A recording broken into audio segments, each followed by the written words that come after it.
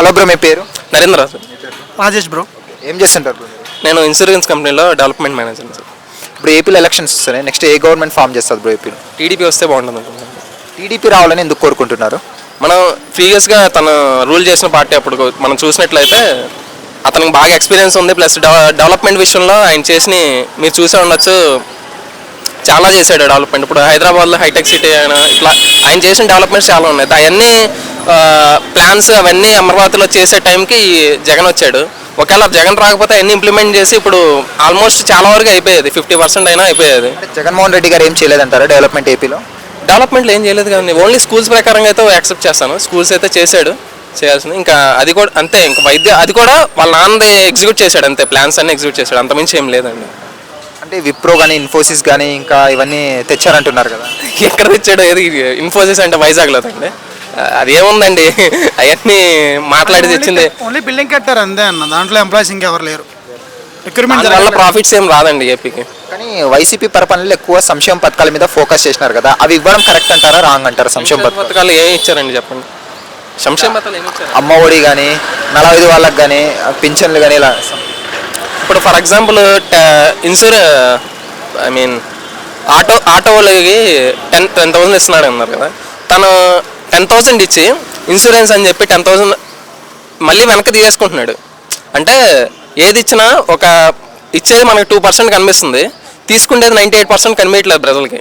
ఆ 2% హైలైట్ చేసి ఇస్తున్నాడు అని చెప్పి చూపిస్తున్నారు. అదే ప్రజలు ఎందుకు ఇంట్రెస్ట్ చూపిస్తున్నారు, ఇస్తున్నాడు పథకాలని ప్రజలకు తెలియదు అంటారా? మరి ప్రజలను పిచ్చోళ్ళు చేస్తున్నారండి. ఇంకా మేమేం యూత్కి తెలిసిద్ది. యూత్కి మేము వచ్చి ఇక్కడ అంతా అక్కడ జాబ్స్ లేక ఇక్కడికి వచ్చి హైదరాబాద్లో చేసుకోవాల్సిన పరిస్థితి ఏంటి? ఇవి ఇన్సూరెన్స్లు అక్కడ చేసుకోవచ్చు కదండి. నేను ఇన్సూరెన్స్ కంపెనీలో చేస్తున్నాను. ఇన్సూరెన్స్లు అక్కడ ఎక్కడైనా ప్రతి ఒక్క పర్సన్కి ఇన్సూరెన్స్ అంటే మ్యాండేటరీ. బట్ ఇక్కడే మార్కెట్ నడుస్తుంది, అక్కడ లేదు అసలు. సో నేను ఇక్కడికి వచ్చి చేసుకుంటున్నాను. జగన్మోహన్ రెడ్డి గారు ఈసారి నేను సింగిల్గా పోటీ చేస్తా అంటున్నారు. మరి పవన్ కళ్యాణ్ చంద్రబాబు గారు సింగిల్గా పోటీ చేయొచ్చు కదా, అంటే జగన్కి భయపడే వాళ్ళు ఇద్దరు కలిసి పోటీ చేస్తున్నారు అనుకోవచ్చా?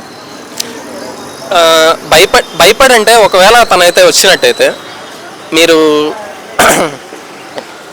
ఫర్ ఎగ్జాంపుల్ ఇప్పుడు చంద్రబాబు నాయుడు వాళ్ళిద్దరు కలవడం ఎందుకు మ్యాండేటరీ ఏంటంటే, వీళ్ళు ఇప్పుడు లాస్ట్ ఇయర్ మనం చూసుకున్నట్లయితే రిగ్గింగ్ జరిగిందండి.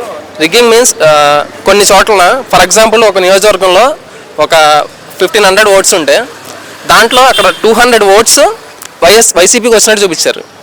దాని మీద ర్యాలీ కూడా చేసి మళ్ళీ రియాక్షన్ కలవాలని చేశారు, అయినా ఏం జరగలేదు. అప్పుడు సెంట్రల్ సపోర్ట్ ఉంది కాబట్టి. ఇక్కడ దాంట్లో చూసుకునేటట్టయితే మనకి రిగ్గింగ్ జరిగింది, దానివల్ల గెలిచాడు.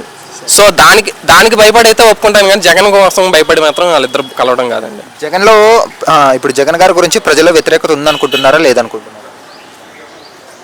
వ్యతిరేకత అయితే 50-50 ఉందండి. యా, అంటే ఇది వ్యతిరేకత ఉన్నప్పుడు సింగిల్గా పోటీ చేస్తే బెటర్ కదా అని ఇద్దరు, అంటే వాళ్ళ మీద నమ్మకం ఉంటే సింగిల్గా పోటీ చేయొచ్చు కదా అని ఇద్దరికి. ఇప్పుడు చెప్పాను కదండి, రిగ్గింగ్ వల్ల అసలు 1897 నుంచి విజయవాడలో ఒక ఏరియాలో మీరు వెళ్ళినట్లయితే ఆ ఏరియా మొత్తం ఎల్లో కలర్తో ఉంటుంది. అలాంటి చోటన వైసీపీ వచ్చిందండి. వాళ్ళు అసలు మేము ఈ ఓటే ఏ ఇంటికి వెళ్ళినా ఎల్లో కలర్ జెండా ఉంటుంది, టీడీపీ జెండా ఉంటుంది. అలాంటిది అక్కడే వైసీపీ వచ్చింది. ఇంకా దాన్ని బట్టి చూసుకుంటే రిగ్గింగ్ అయితే కన్ఫర్మ్ జరిగిందండి. అది ఆపదామని చూస్తున్నాడు చంద్రబాబు నాయుడు. సో ఈసారి మాత్రం టీడీపీ.